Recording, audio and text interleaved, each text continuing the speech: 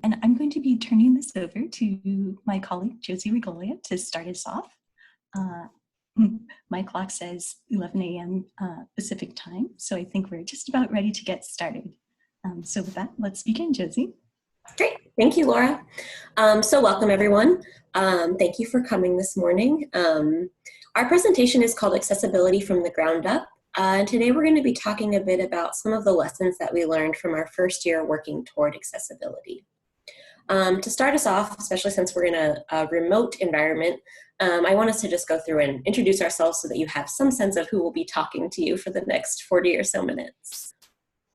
Good morning, this is Rachel Arcouche, and I'm a Collection Services Librarian at Pacific University. And I'm Josie Regolia, as Laura said. I'm the Student Success Librarian at Pacific. And I'm Laura Baird, Systems and Applications Librarian at Pacific University.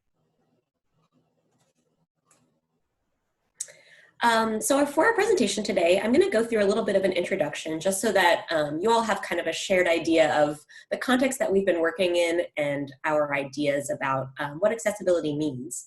We're going to go through our four kind of major areas that we looked at throughout the last year in our work, which you see listed here. And then at the end, we'll talk a little bit about some lessons learned and hopefully give you all some takeaways that you can potentially use in your own local context.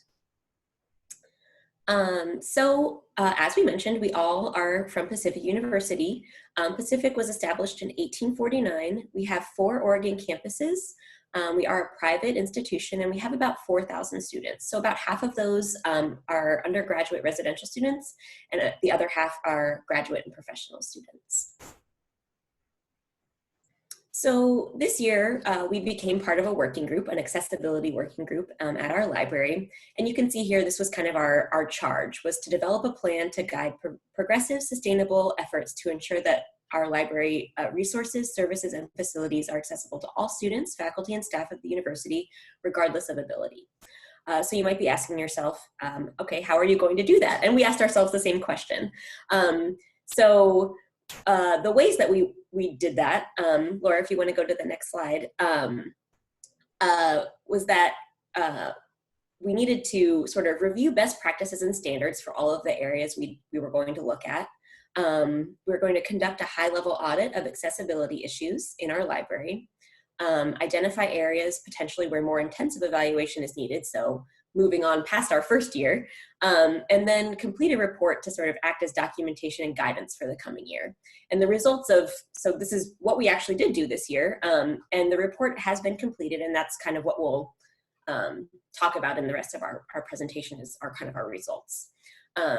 So our kind of working aspirational definition of accessibility you can see here. It's the practice of ensuring that people of all abilities are able to use your service, facility, or resource. So again, that's kind of an aspirational definition, and we really looked at accessibility through a kind of a universal design framework. So to sort of think about how we can better accommodate users with specific types of impairments or disabilities, but also to make our library more accessible to the kind of widest range possible of abilities and to all people. So what is universal design? You can see here there's a definition that I think is pretty broad and helpful, and it's basically the practice of designing products and services that can be accessed, understood, and used to the greatest extent possible by all people, regardless, again, of age, size, ability, or disability. And, you know, doing that work helps us to sort of accommodate individual preferences and abilities, to communicate necessary information effectively, again, regardless of someone's sensory abilities or other external conditions. And it really helps to minimize the need for assistive technology. And it results in sort of products and services that are more compatible with assistive technology. So again, it's just kind of the bottom line of making resources or services or products, however you want to frame it, more usable for everyone, not just people with disabilities. And you can imagine that, you know, universal design principles can be applied to a variety of contexts. The definition that we have here, again, is really broad, but what we found is that these sort of principles can be applied to all the things that we do in the library. So, you know, there are specific universal design guidelines for things like information literacy, customer service points, collections, and again, that's what we'll kind of get into for the rest of the presentation. I just want to say before we move on to this next portion, which is facilities, that I don't think I mentioned this earlier, but that none of us are really accessibility experts. We all have varying degrees of experience working with accessibility issues and in different departments and things like that. But really, we're kind of just librarians starting this sort of what feels like really big work to make meaningful change for our users. So we're all learning a lot as we go. So I just wanted to sort of frame the rest of our presentation that way. So now that we all have some sort of kind of, hopefully some grounding in the framework that we used, we're gonna basically give a brief walkthrough of how we met our working group's charge, which I outlined previously, in the 4 major areas of our libraries. So the first one is facilities, and this was actually probably our most straightforward area, but we wanted to include it because I think facilities are an area that really kind of springs to mind when we think about accessibility issues. So first we started by looking at the guidelines and best practices. So again, a pretty straightforward process. Obviously there are lots of guidelines and best practices out there, but a lot of them require legal compliance. So these are the ones that we used for our audit. So there are, and we're going to talk about sort of challenges and opportunities in all 4 of the areas that we're discussing today. For facilities, actually, I think we had a lot of opportunities and fewer challenges, luckily. Reviews of accessibility laws are often part of regional construction or permitting processes, so it kind of makes it easy to comply, especially if you have newer buildings, which again, I haven't mentioned that yet, but we are really lucky to have our two primary locations, which are the 2 locations we focused on for this project, were both built in the 2000s. So we had newer buildings, and I think if you are in that situation, they tend to have fewer issues, again, because of the permitting processes that require legal compliance. So for our audit for our facilities, we basically had 2 staff members review each area. They went around with sort of the ADA checklist, again, informed by those laws that we mentioned a couple slides ago, and tape measures, and sort of went through and checked to see where we complied and where we didn't. So that was, again, a relatively, again, this is all, in the context of some of the things took a lot more time. This was a relatively quick and straightforward process.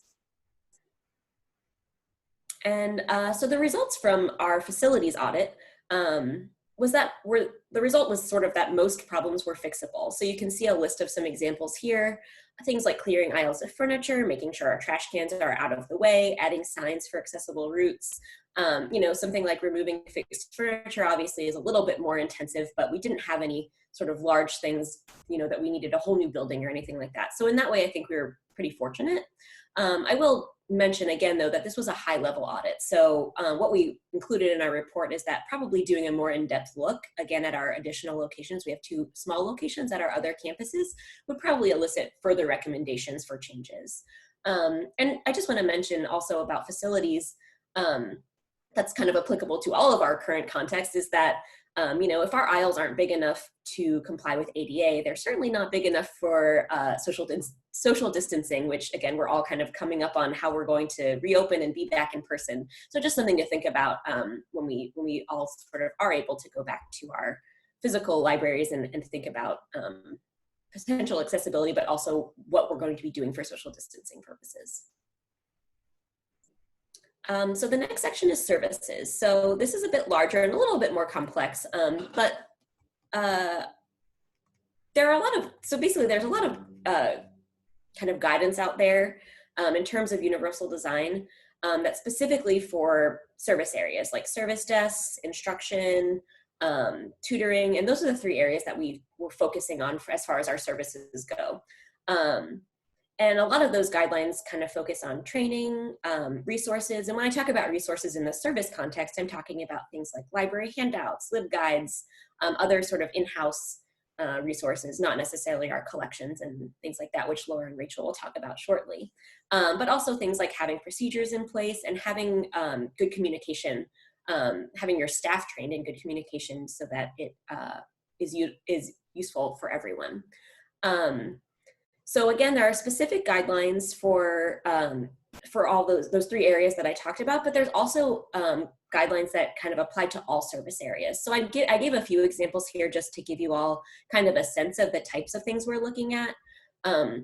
So things like providing information and handouts in accessible formats or various formats, particularly focusing on having things available electronically, including information about requesting accommodations on your handouts or materials that you're providing, and also just having a procedure in place to ensure that users get a timely response if they have a request for assistive technology or other accommodations.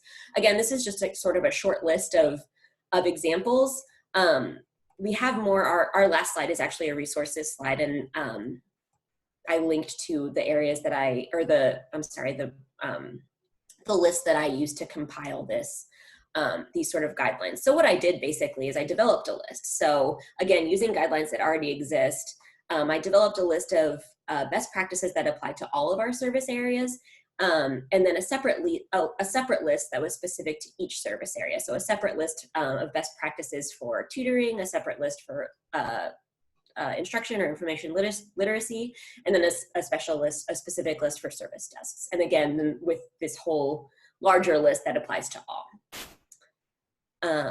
So challenges and opportunities for the service area, I felt like most of them were actually both at once, which I think we often find, which is a nice thing. So, we have three very different types of services that we were looking at.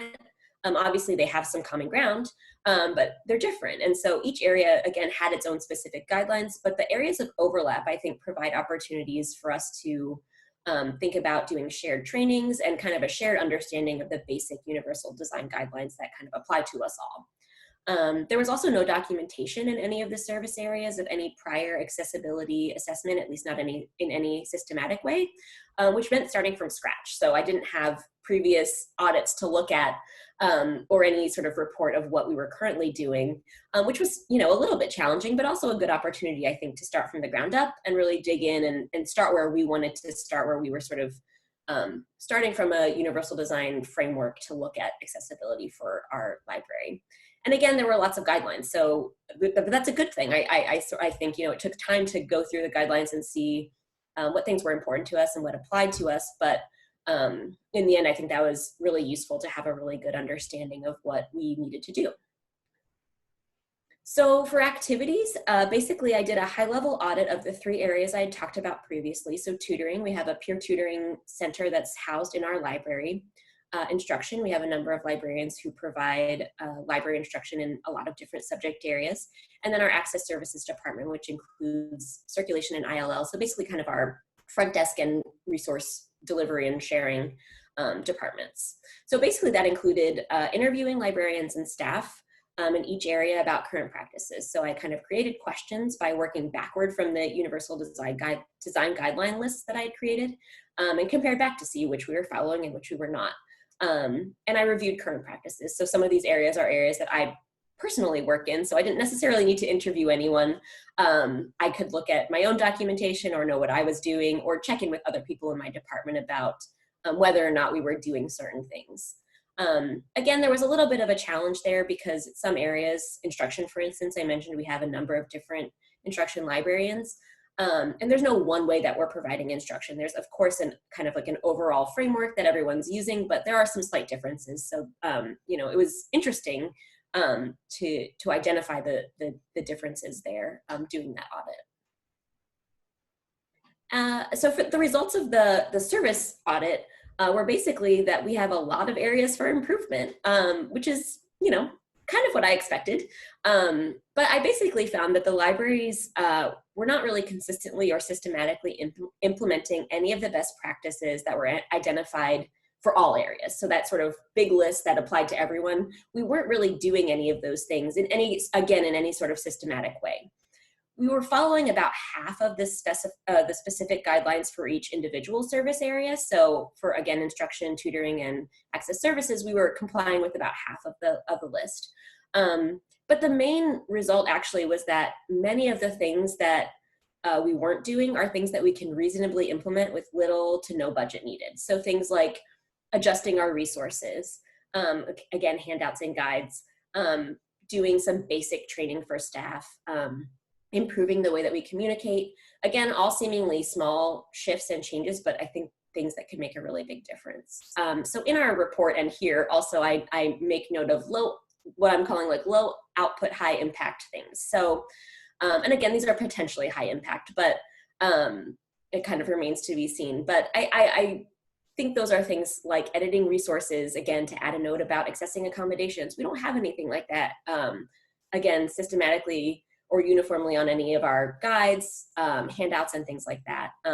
Again, ensuring that we have electronic handouts, that's a relatively simple thing that we could shift to, but that we haven't been doing on any kind of systematic way. And again, basic training on universal design guidelines for communication and small changes that we could do to our instruction practices and our other service practices. Again, things that I see as things that we can definitely do in-house that really just requires a shift in practice and not much money or resources, which again, as most libraries, those are in short supply sometimes. So the end result really was that we found out, or I feel like I found out / we found out as a group, that by simply starting the work of kind of intentionally taking a closer look at what we're doing in these areas, by identifying those guidelines and really reviewing them again on a high level, we were able to sort of begin identifying places where we can relatively easily implement change. And those are the recommendations that we made in our report. So again, this presentation is really just talking about our very first year of doing this work.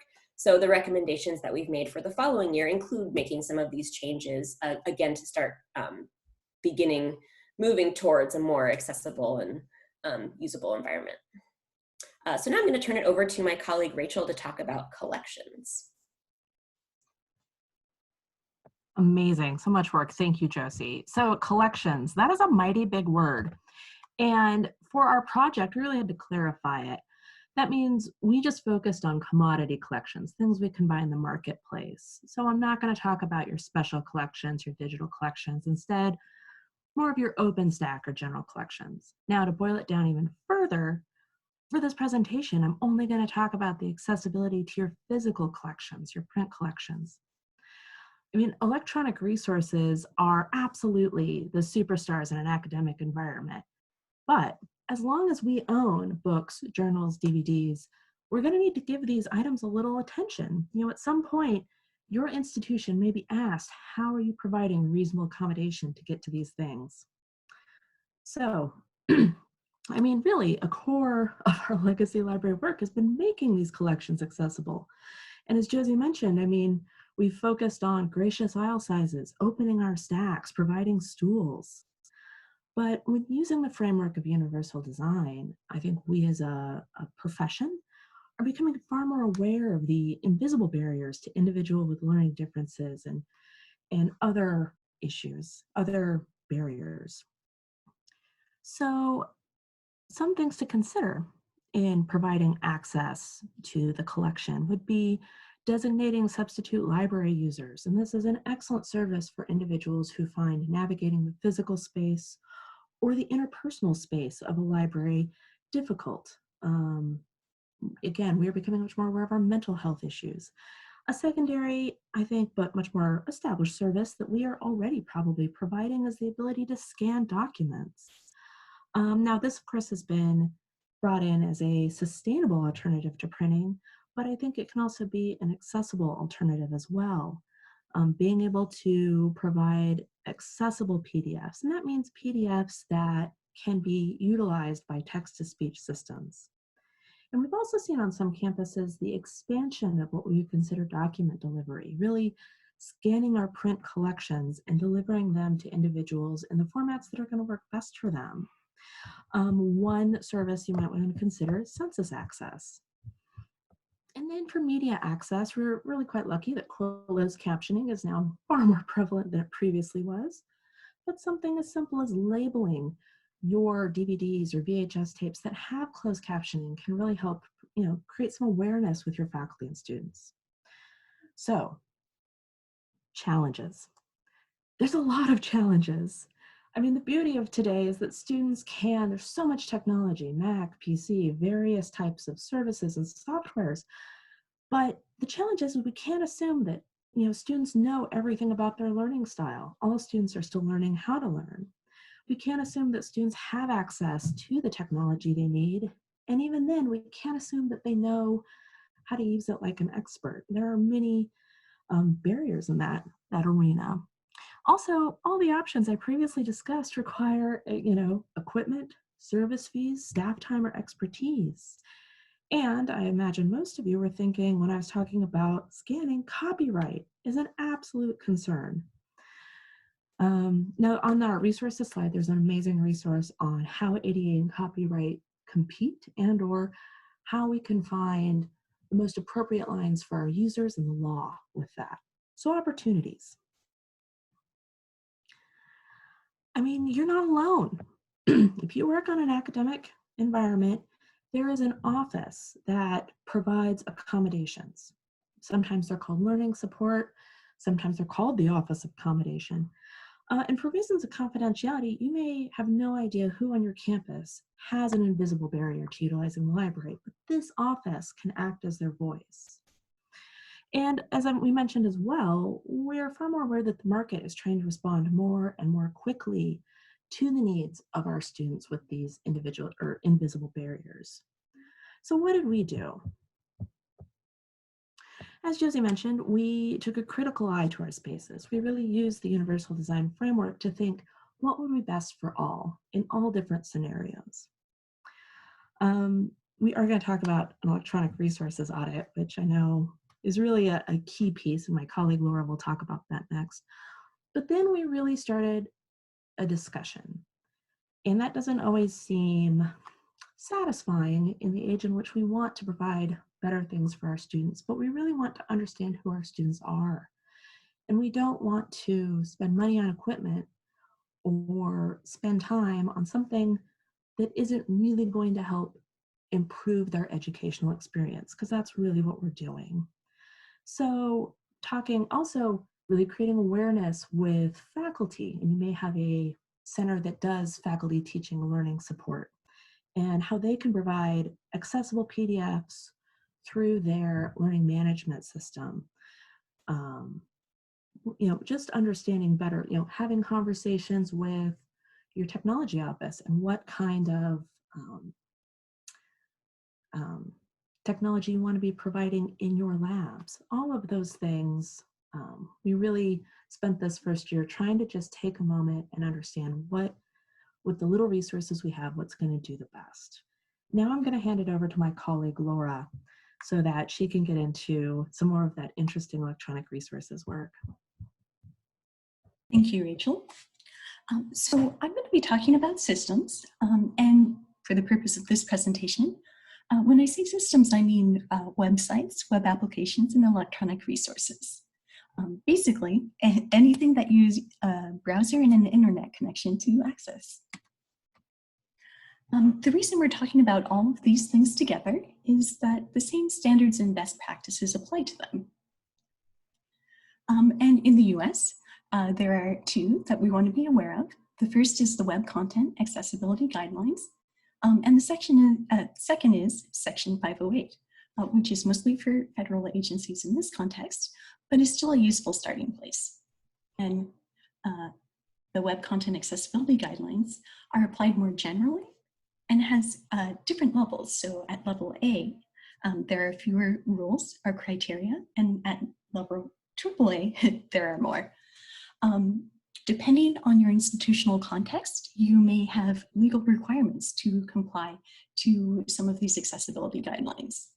And even though we're starting with these guidelines, just because you follow them, that doesn't necessarily mean, from a system standpoint, that your systems are easy for users to use. So we want to keep that in mind as we discuss the rest of these. So for systems, a lot of the challenge is that there's just so much out there in terms of accessibility to look at.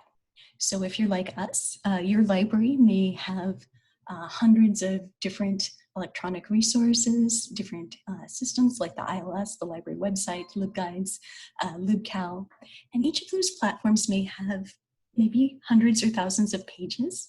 And each of those pages may have several what we call elements on them, like text, images, buttons, search forms, those sorts of things. And so for each of those, you have to go through and look at the criteria and whether those elements meet the criteria according to the guidelines that we looked at in the former slide.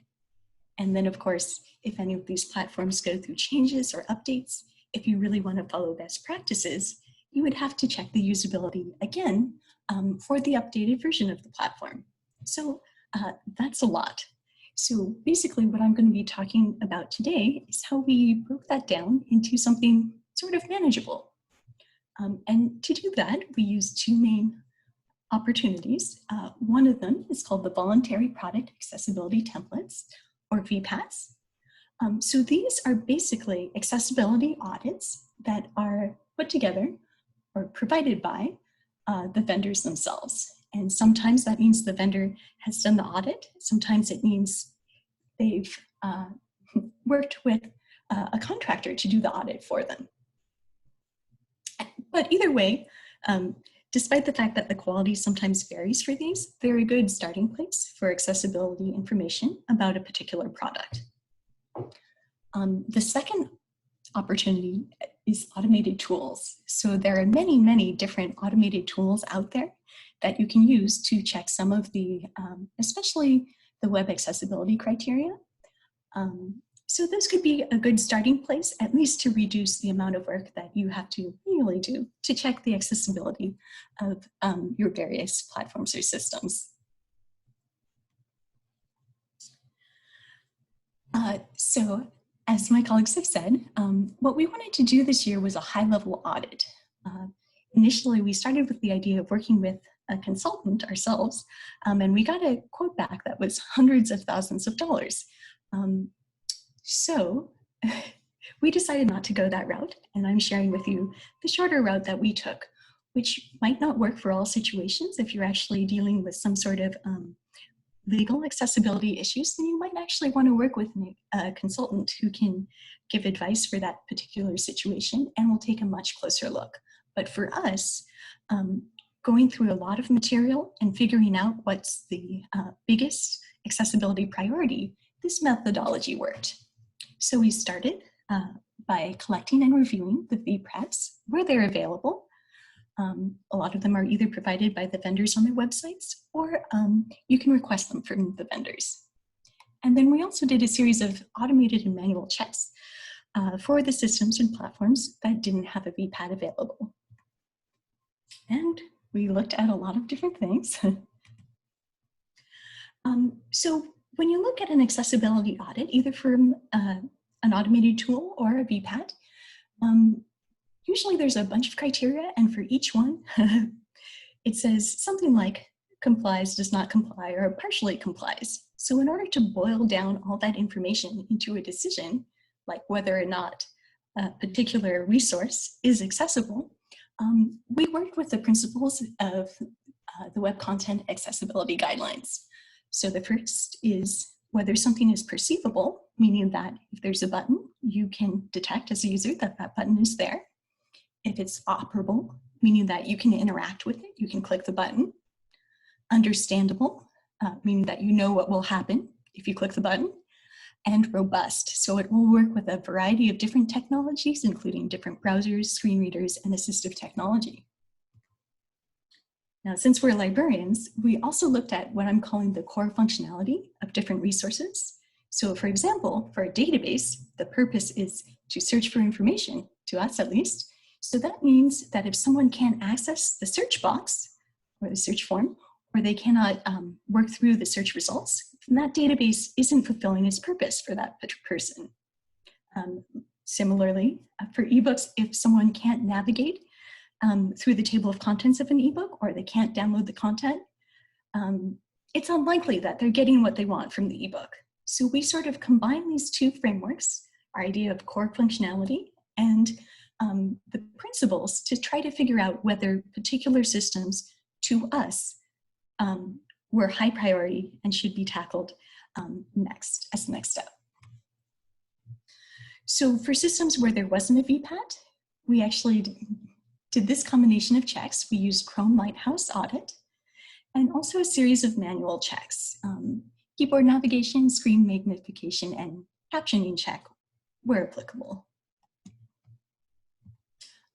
So when we look at systems, we're generally looking at two things. One of them is the platform or the website where all of the content is hosted. And that could include things like the navigation and the search results for that platform, as well as the content, which are usually individual files, perhaps things like PDFs, text files, audio files, or video files. So when I say platform and content, that's what I'm talking about. But really, for a system to be accessible, both of these things should also be accessible.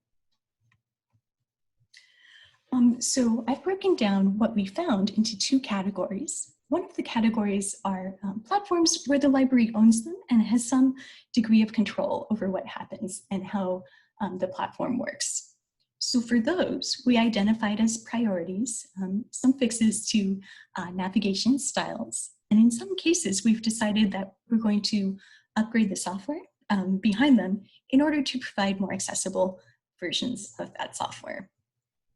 We also found that for a lot of the content that the library itself is creating, for example, LibGuides, there might not be any training for the content creator in terms of making their content accessible. So that was another thing we discovered as a priority, so that people have the tools to make things accessible. And then a lot of our content that, again, is library generated may predate some of the standards. So one of the things that we have to do as an institution is go through and figure out if the content that we've created in the past needs captioning and transcripts or descriptive audio. So the other category of systems, what Rachel was calling commodity content, are things that we subscribe to where we have little to no control over how it works. So for those, 33% of the ones we looked at, we decided based on the framework I explained, the core functions were not accessible, unfortunately. 50% of them had core functions accessible, but difficult to use. And 17% had core functions accessible, although perhaps were not fully compliant with all of the accessibility guidelines. So, of course, there's room to improve in this area. A lot of things were not as accessible as we might hope they could be. So I want to break down sort of our opportunities to make improvements.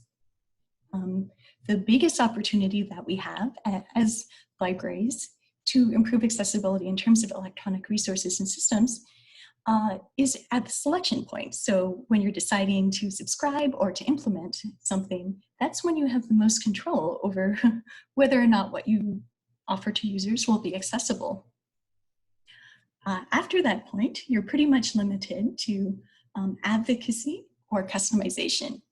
And when I say advocacy, I mean working with the vendors to prioritize accessibility issues and make sure they're fixed. So we know from the VPATs that many of these issues the vendors are aware of because they're providing these lists of accessibility issues to us. But perhaps we can work with them to make sure that they understand that these issues are important and it's important that they be fixed. In terms of customization, some things, like for example, we have a lot of open source software.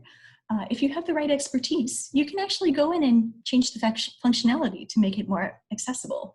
And so that's a great option, but depending on the systems you're using, it may not be available. So now I want to go ahead and just sort of give a summary of what we've talked about today. And I do want to reiterate that this is just from our first year working as a library on accessibility. And so what we really wanted to do in this first year was find out what's going on right now and what is the highest priority for us to tackle in terms of accessibility so that we could use that in the coming years in order to move forward and improve the library for all of our users. So what can we do in a year, and potentially what could you do in a year? We did a high-level audit, again, just to identify what is the highest priority. We did outreach to stakeholders, which was actually very useful in gaining support for some of these other projects. We did a staff-wide screen reader challenge at one of our staff meetings. So we asked all of the library staff to use assistive technology on the library website. And that was a great educational opportunity. And also, we feel like it provided an opportunity for us to go further with our website redesign, which we decided to do as a result of that screen reader challenge and findings from the high-level audit. So that is in progress right now, and hopefully we'll be doing some more with that this summer. We also created an accessibility best practices LibGuide to try to provide at least a beginning to training for some of our content creators. And we hope to develop that further with perhaps content related to specific services. And lastly, with the support of our staff and administration, we did form an accessibility committee. So the group that we started with had a one-year charge, and now we've gained the ability to continue that work formally as part of the accessibility committee. So we did want to share with you common pitfalls. These are things that we saw happen a lot that may be accessibility issues, but they're also things that you may be to find and fix at your institution. So the first, as Josie mentioned, was furniture and trash can placement. And also the accessibility of signage, especially temporary signage. So that's something that with training or perhaps signage templates, you might be able to address fairly quickly. For web interfaces, the most common issues were with search form labels and advanced search. So if you have technical expertise or you have someone on staff, you can work on that as well as tab navigation, or maybe work with vendors if that is an issue. We also found commonly that content accessibility, especially for older content, may need some sort of review, and you may need to address that. And we also found for ourselves that it was very important not to mistake action for results. So this was something that came up with us several times, and we just really wanted to make sure every time we were overwhelmed with the amount of tasks to do, or we found a particular tool but it was very expensive, that we kept ourselves on track and made sure to prioritize things which would actually have a strong impact on our users. So things you can do now, wherever you are meet with campus stakeholders, which is great both for creating buy-in and finding people to help you with accessibility, and then also figure out what's going on with your campus or your community. Creating awareness. We found that a lot of people, when we started this project, weren't necessarily aware of accessibility or particular accessibility issues. Sometimes people might have a perception of what user needs were that didn't quite match the data that we had. So creating awareness was a major step, and it also, of course, helped with finding people who are willing to help you with accessibility.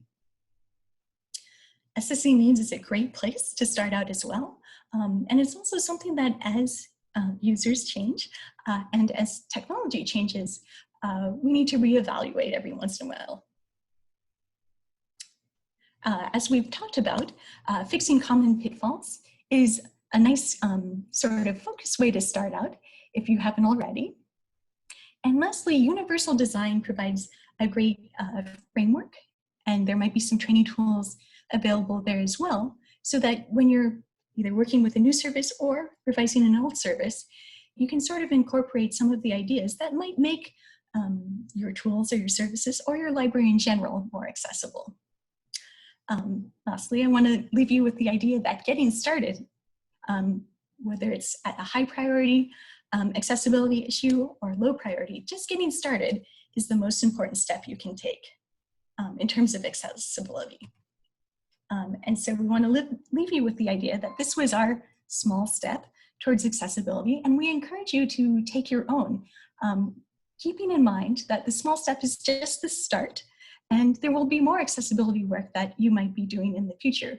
But no matter what your step is, as long as you take it, you're helping to improve the accessibility of your users to the library. And with that, I want to ask if any of you have any questions.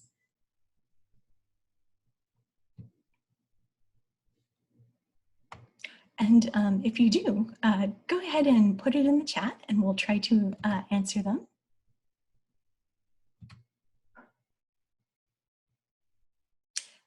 And I guess while we're waiting for that, I will move on to our resources page.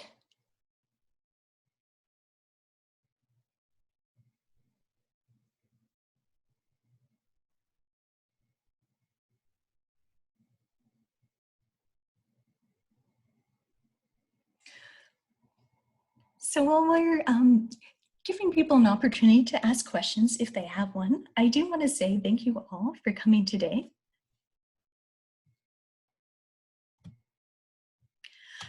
We really appreciate seeing so many attendees at this webinar. And I wish you luck with whatever accessibility actions you decide to take in the future. So I am getting some questions now. Did you contact vendors directly for VPATs, or can you typically find them on the websites?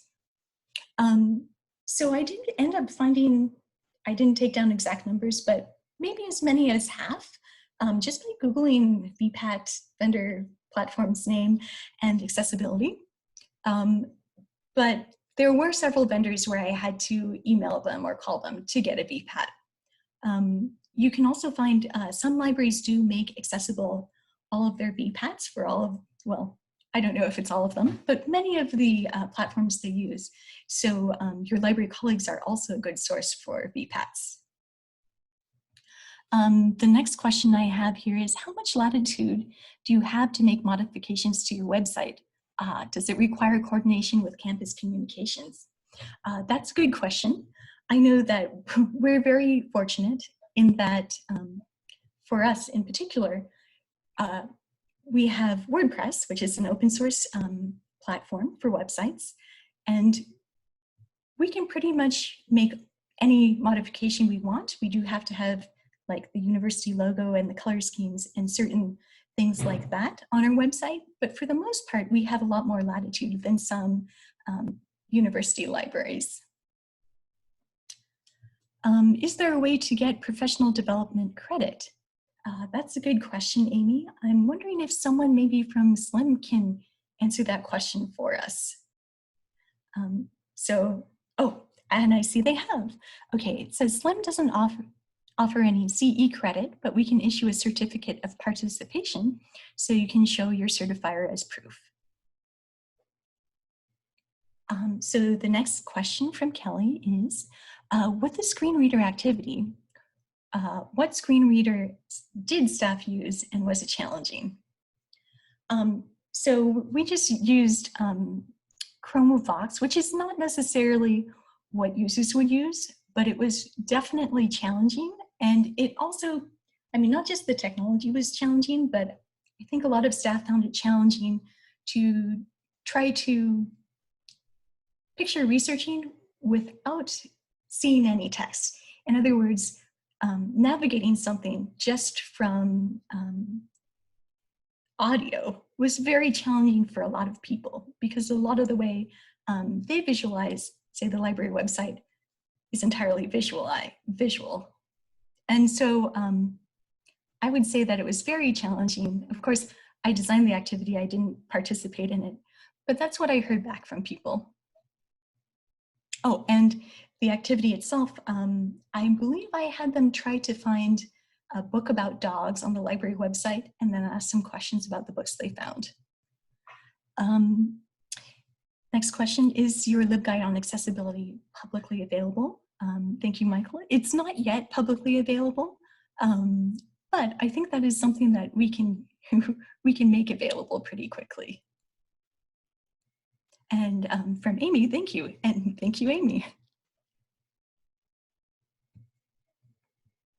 Now let's see. I'm just going to check and make sure I didn't miss anyone's question.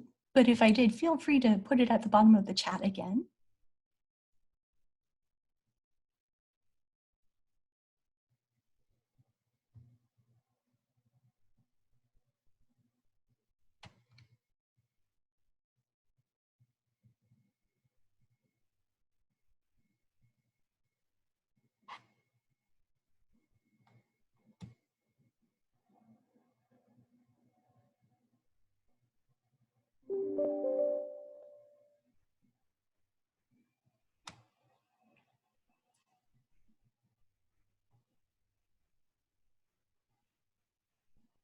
Okay, good question. What kinds of changes did you implement for signs, particularly temporary ones? Now, Josie may be able to answer this better than I, but I will say that um, for us, our timing was kind of awkward this year because, of course, we were closing down the building due to COVID-19. At the same time, we were sort of wrapping up our accessibility activities. So I'm not sure if we have actually implemented any signage changes. Josie, can you help me out there?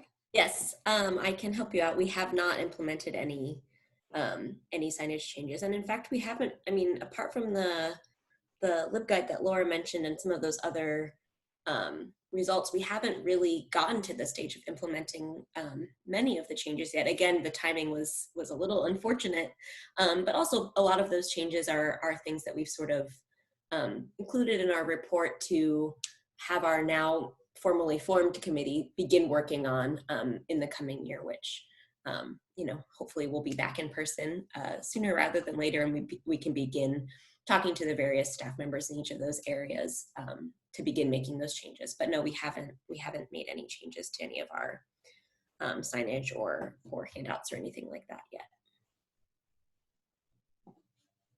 And maybe I'll just add on, but a lot of the issues had to do perhaps with text size and also color contrast.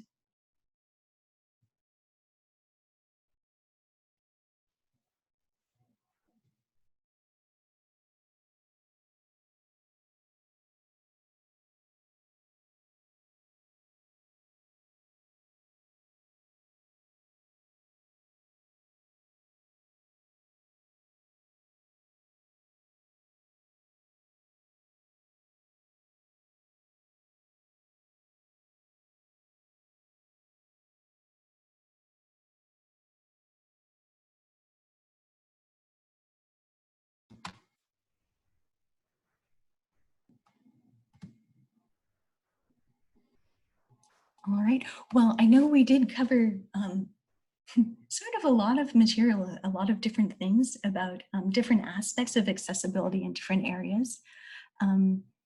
So if you have any questions, please do let us know if they come up later on. Thank you all for attending and for your great questions. And I do hope that you'll be able to use some of this in your institutions and that you take it as an encouragement to get started wherever you may be in terms of accessibility.